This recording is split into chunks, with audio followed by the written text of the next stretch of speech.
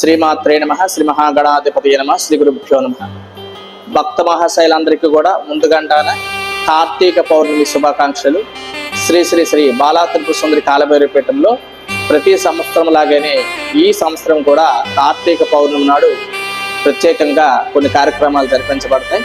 బుధవారం ఉదయం 5 గంటలకి అమ్మవారికి విశేషంగా మూల విరాట్ ఏదైతే అమ్మవారి మహాలక్ష్మి రూపైన బాలా త్రిపుర సుందరి ఉందో అమ్మవారికి అభిషేకం చేయడం జరుగుతుంది. ఆ తదనంతరము గోపూజ, హోమము, గణపతికి లక్ష్మీ గణపతికి అభిషేకం చేయడం జరుగుతుంది.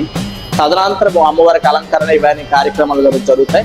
మళ్ళీ సాయంత్రం 5 గంటలకి అమ్మవారికి ప్రత్యేకంగా ప్రతి పౌర్ణమికి ఎలా చేస్తున్నాం అలాగే సిరిజ్యోత పూజ విశేషంగా అమ్మవారి ముందుగా చేయడం జరుగుతుంది. ఆ తదనంతరము పైనుండే 6 గుడుల్లో విశేషంగా దీపాలంకరణ, సహస్ర దీపాలంకరణ చేస్తున్నాం. సహస్ర దీపాలంకరణ తర్వాత అందరము సామూహికంగా కోటి ఒత్తిని ఒక ఒత్తిగా చేసి స్వామి ముందు వెలిగించడం జరుగుతుంది. పౌర్ణమి నాడు వెలిగించే జ్యోతి మన ఇంటిలో సిరి సంపదలు, ఆనందాలు వెలిగించడానికి ఉపయోగపడతాయి. చివరిగా ప్రతి క్షేత్రాల్లో జరుగుతున్న ఒక ఉత్కృష్టమైన ఘట్టం జ్వాలాతోరణం. అది మన పీఠంలో విశేషంగా జరిపించబడుతుంది.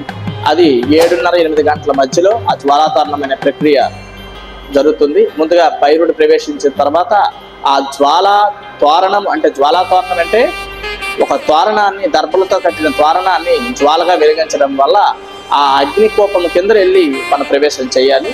అది చాలా జాగ్రత్తగా భక్తి శ్రద్ధలతో చేయడం వల్ల శివుడి యొక్క అనుగ్రహం పరిపూర్ణంగా కలుగుతుందని పెద్దల యొక్క ఆశీస్సులు.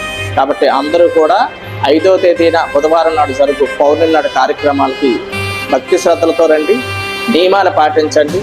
అందరూ కూడా ఓపిక సహనంతో ఉండడం వల్ల అలాంటి కార్యక్రమాలు ఎటువంటి ఉపద్రవాలు జరగకుండా ఉంటాయి.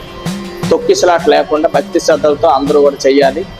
ఎవరి కారే నియమం పెట్టుకొని నిలకడగా ప్రతి కార్యక్రమంలో పాల్గొంటారని, భక్తితో పాల్గొంటారని మనస్ఫూర్తిగా ఆశిస్తున్నా. సర్వేజన సుఖినో భవంతు.